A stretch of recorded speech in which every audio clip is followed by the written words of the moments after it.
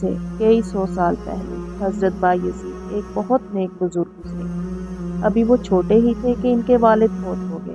ان کی والدہ نے ان کو بڑے پیار سے پالا پوسا۔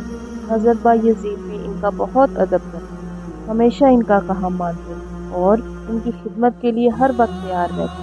ایک رات کا ذکر ہے کہ حضرت بایزید کی والدہ کی آنکھ کھل گئی اور انہوں نے بایزید سے کہا، مجھے پیاس لگی ہے، تھوڑا سا پانی تو دینا۔ حضرت بایزید نے پانی کا گھڑا دیکھا تو وہ خالی تھا۔ وہ دوڑے دوڑے قریب ندی پر گئے اور وہاں سے پانی لائے۔ پھر پیالہ بھر کر ماں کے پاس گئے تو دیکھا کہ وہ سو چکی ہیں۔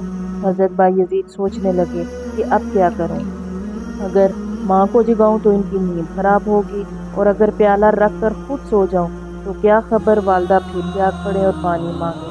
آخر انہوں نے سوچا کہ امی کے جاگنے کا انتظار کرنا چاہیے۔ اب وہ پانی کا پیالہ پکڑ کر ماں کے سرہانے کھڑے ہو گئے۔ سردی کا موسم تھا، ایک ہاتھ ٹھٹر جاتا تو دوسرے میں پیالہ پکڑ لیتے۔ ساری رات اسی طرح گزر گئی۔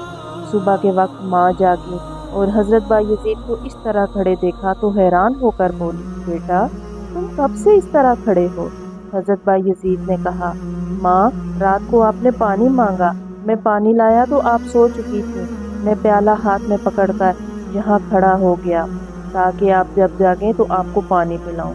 یہ سن کر ان کی ماں بہت خوش ہوئی اور ان کو بہت ساری دعائیں دیں۔ یہ ان ہی کی دعاؤں کا نتیجہ تھا کہ حضرت بایزید اللہ کے خاص اور نیک بندوں میں شمار ہوئے اور آج تک لوگ ان کا نام بڑی عزت سے لیتے ہیں۔